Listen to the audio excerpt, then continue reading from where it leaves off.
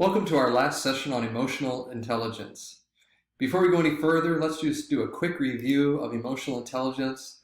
And I try to put this in 2 sentences to put the entire idea in a nutshell. So here it goes. Emotional intelligence starts with understanding your own emotions. That's self-awareness. Then being able to manage them, which is self-regulation. And then use them to achieve your own goals. Self-motivation. Once you are able to understand and manage yourself, then you start to understand the emotions and feelings of others. That's empathy. And finally, to influence them, which is social skills. So self-awareness, self-regulation, self-motivation, empathy, social skills. So let's take a closer look at the last one, social skills. These several areas that we'll consider. Begin with persuasion and influencing skills, communication skills, conflict management skills, change management skills, building bonds or rapport, and lastly, collaboration and cooperation. So let's begin with persuasion and influencing skills. Persuasion is the art of influencing others and winning them over to your ideas or your proposed course of action.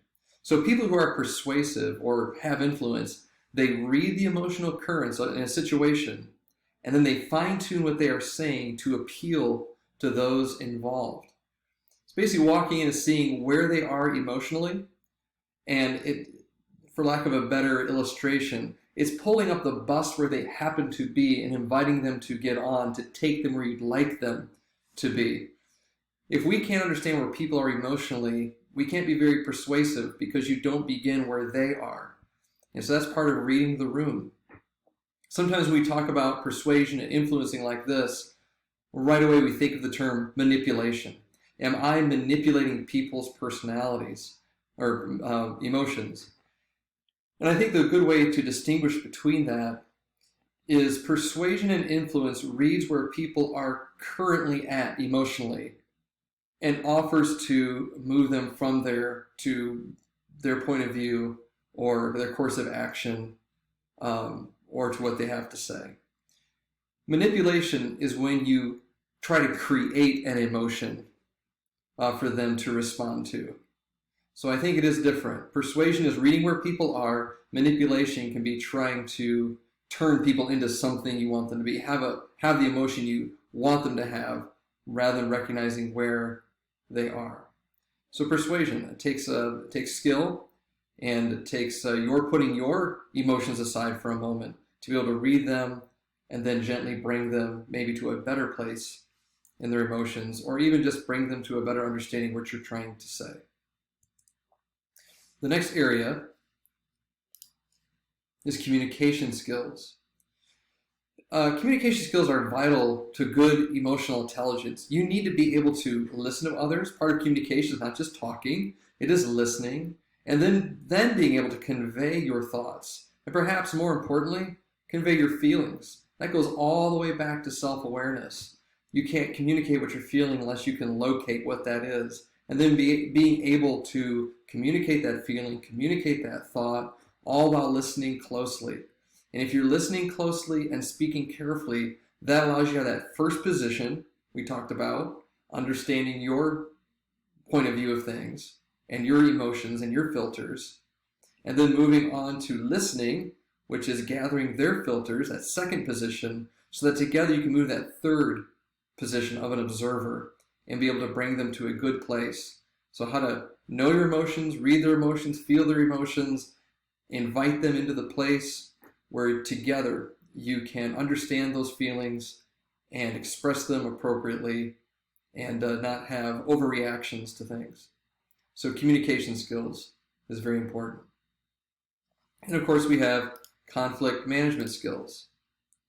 Conflicts and disagreements can arise at any time, and any of you who have been part of the real estate business for any amount of time have seen your share of conflict arise, maybe with a client or between clients or between other agents.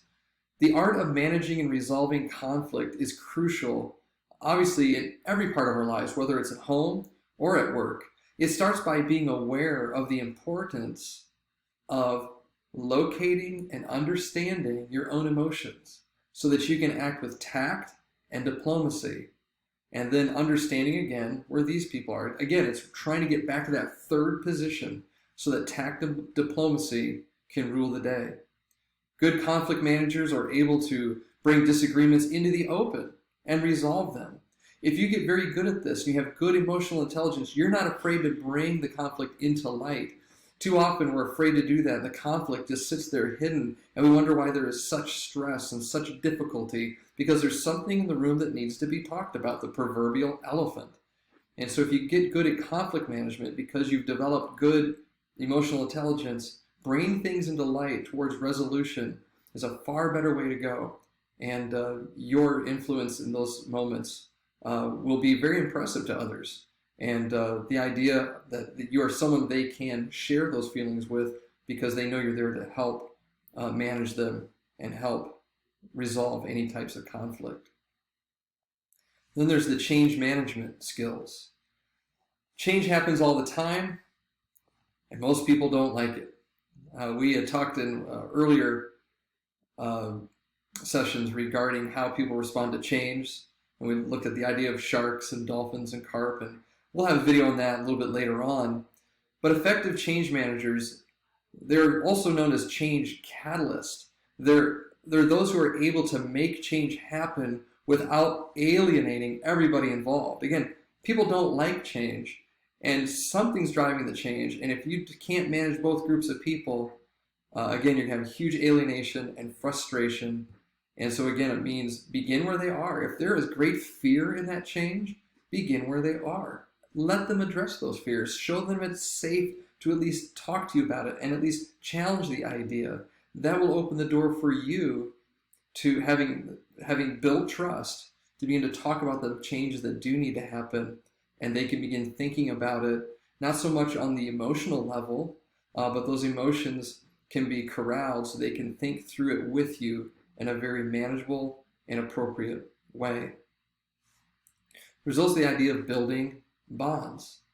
It is vital to be able to build and maintain relationships with other people, especially in your line of work.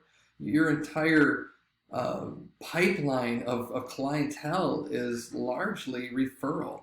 And so you want to make sure you're building bonds with people. Developing the skill will lead to better relationships and a much better ability to work together and get on in life. People who are good at this are great networkers. They're building and maintaining a strong network of contacts and connections. And they're good at building rapport, but also they work on the established relationships. Sometimes you can be so good at building rapport with new people that you leave the people you've met before in the dust. And you know that you can't afford to do that. It's not good personally, and it certainly isn't good for your business. So constantly finding ways to build rapport with the people that you meet, but also making sure that you're continuing those relationships just through small touches, that people know that you care for them. They know that the person feels that they matter to you. When they meet you, you take an interest in them, and having met you, you still take an interest in them. Then there's collaboration and cooperation, or team working. There are some people who work well with others. They build good and productive working and others-oriented relationships. It's a key social skill and emotional intelligence. These people tend to see the relationships as at least as important as the task in hand. Sometimes we can put tasks before people or projects before people. And if you kind of have that engineering mindset, sometimes you go right to, got to get the task done, and not understanding that the people involved are more important than even the task. And so your job to build that teamwork, build that rapport, and together make something happen. And it doesn't have to be an either-or situation. I know sometimes in the middle of a project, you wish you could just work alone and go a lot faster, but it is well worth the little bit of extra time to include someone else or others in the process so that they can own it with you. When good team workers are in a team, when you're a good collaborator, the team performs better.